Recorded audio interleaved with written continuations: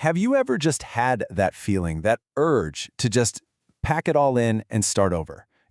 Grab a bag, leave everything behind, and just see what happens.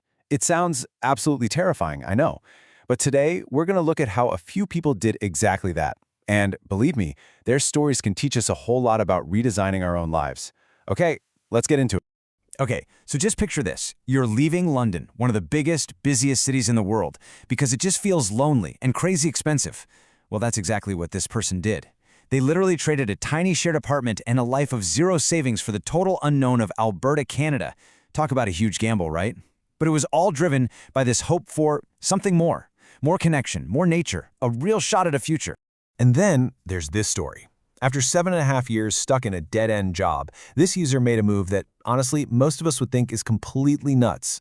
They swapped a career for a minimum wage gig flipping burgers. But here's the thing, that wasn't the end. It was the beginning. That one decision led to traveling, making friends from all over the world, and eventually gave them the confidence to land their absolute dream job. So here's the crucial point, and you can't miss this. These stories aren't really about moving to a new city. They're about a mindset. They're about people who, even though they were scared out of their minds, made a conscious, deliberate choice to stop living on autopilot. They decided to actively design a life that was actually better for them. This brings us to the big idea that ties all of this together, a philosophy called essentialism. You see, we live in a world that's constantly screaming at us to do more. More emails, more projects, more pressure. Essentialism is the total opposite. It's the disciplined pursuit of less, but better. So what does that actually mean in plain English? Well, essentialism isn't about getting more things done. It's about getting the right things done. It's a way of systematically figuring out what is truly, absolutely vital, and then pouring all your energy into those few things while cutting out all the noise. And I love this slide because it shows the two paths so clearly. The non-essentialist on the left is living by default. They're just reacting to whatever's yelling the loudest and saying yes to everything because they feel like they have to. But the essentialist on the right, they live by design. They take a breath, they think, and most importantly, they have the courage to say no to all the trivial stuff so they can go all in on the few things that really matter. And that leads us to the very first, and honestly, the most fundamental step in this whole mindset. Just realizing that you always have a choice. Even when you feel totally trapped or buried under a mountain of stuff to do, the power to choose where you put your time and energy, that's always yours. This quote from Greg McKeown, the guy who wrote the book on this, just says it all, doesn't it? If you don't prioritize your life, someone else will. And they will, believe me. Your boss, your coworkers, your social media feed, they will happily fill up your entire life with their priorities, not yours. But let's get real. Why is making a choice so hard sometimes? Well, there's this psychological trap called learned helplessness. It's when our past experiences have kind of taught us to believe that our efforts don't really matter, so we just stop trying. We feel stuck, and we become blind to the choices and opportunities for change that are sitting right in front of us. Okay, so how do we actually break free from that feeling and start making better choices? Let's get practical. I'm going to walk you through 3 simple but super powerful methods to help you figure out what's truly essential in your life. First up, you've probably heard of this one, the Pareto principle, or the 80-20 rule. The idea is simple but mind-blowing. And almost anything, about 80% of your results come from just 20% of your effort.